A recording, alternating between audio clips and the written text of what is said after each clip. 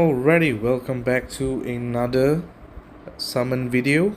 So this time the Tavern Legends has opened up and they have two new costumes for the past hero of the month that are featured in this portal. So let's have a look. The first one is Natalia. Now before I move on with breaking down these heroes, I did have a look at the beta notes, and I do not enjoy the fact that these costumes for this hero of the month are really bland. They don't provide any form of differentiation between the original and the costume apart from some number tweaking. So I'm gonna start off this video by saying that I am really not happy with how these costumes are being released, and it's gonna be a little bit of explanation as to why I think they should have done a little bit better at it, and they should have taken a little bit more time in researching and developing this kind of costumes for this past hero of the month. So that's basically how I'm going to start off this video. But let's have a look at the heroes. I've not actually had a look at them yet, so maybe it changes from the beta. I'm not too sure. So let's have a look. So Natalia is 2018 hero of the month.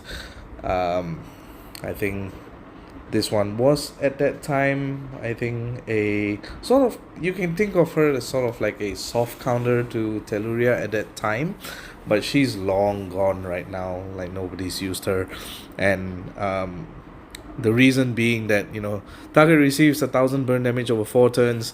They get negative 54% mana generation for 4 turns. A normal sniper would have just knocked that target on the head. It'll probably die, and there's no point in having this mana generation negativity to the target.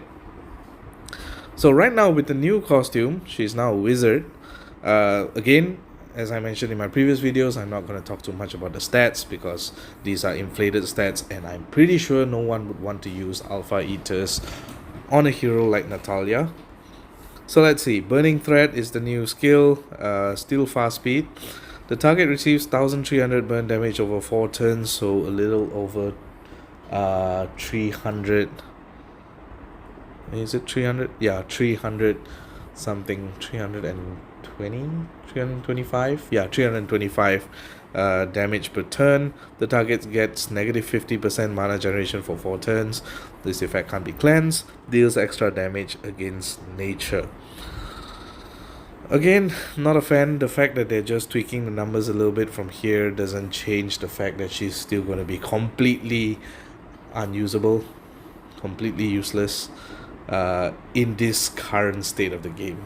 Like, I'm sure back in the day she was going to be really good, but right now, it's not.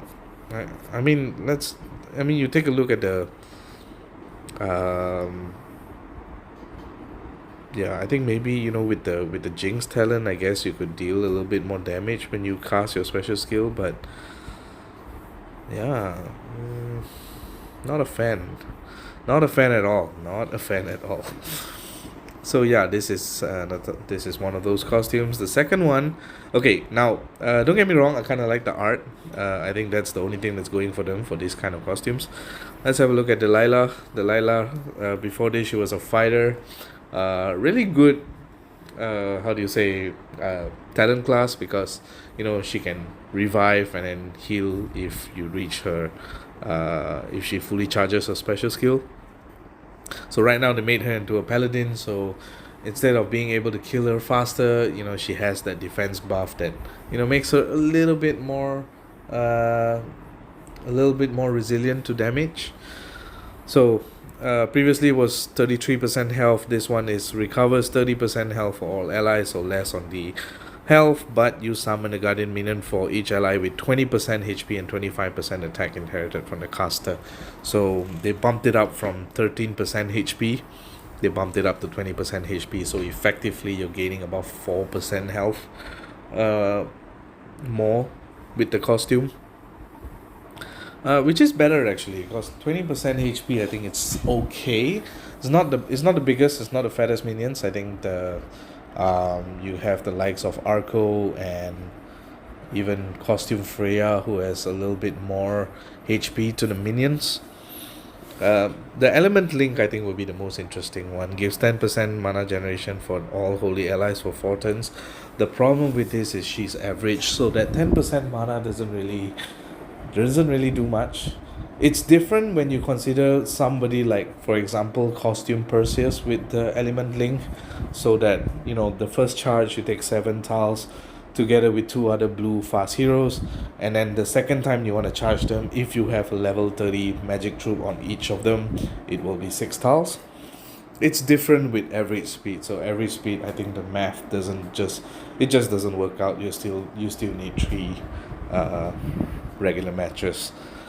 So, and they haven't changed the costume bonus. So remember, the costume bonus for this, in the big balance update, what they have included is that they will change the mana bonus to 5%.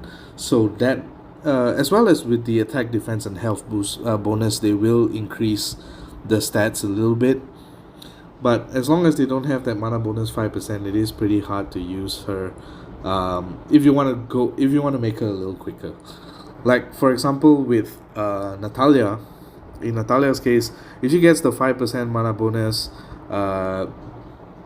and you use the sorcerer side, I guess you can go off at very fast.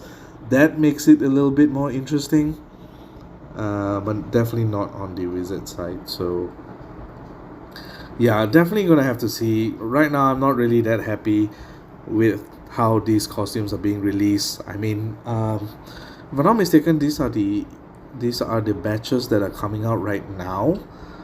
And let me explain why I don't like this. So, I think the next ones that are coming up are costumes like Zelene, Gregorian, Evelyn. I think even Musashi is having a costume as well. Now, those costumes just tweak numbers, but if you look at, for example, just the next featured one, Athena, which everybody knows and love Athena for the fact that she gives a 4-turn negative 41% defense and a further 4% decrease, which is being used a lot in Titans. When they introduced the costume, they actually changed it a little bit, in a sense that you have this additional line. So instead of dealing extra damage to fire, they change it so that all fire enemies get negative 34% defense against ice for 3 turns. So that introduces a little bit more creativity in this costume, and it makes it a little bit better. Like, I wonder what would be so hard for the developers to kind of decide that, okay, you know what, Natalia hitting 1 is pretty damn useless for the regular costume. Why not we just make the costume such that she affects maybe 3, bump down the burn damage to, like, say, maybe half of the burn damage and half of the negative mana generation, and let her hit 3. I think that changes the perspective for people have on the costume, and then all of a sudden you get a usable costume that actually people will chase. In a business point of view, that I think that would be actually better as well. So the same thing with Delilah, like, instead of recovering health, instead of just recovering health, why not just boost health? And instead of boosting a set amount of health, why not boost health over time?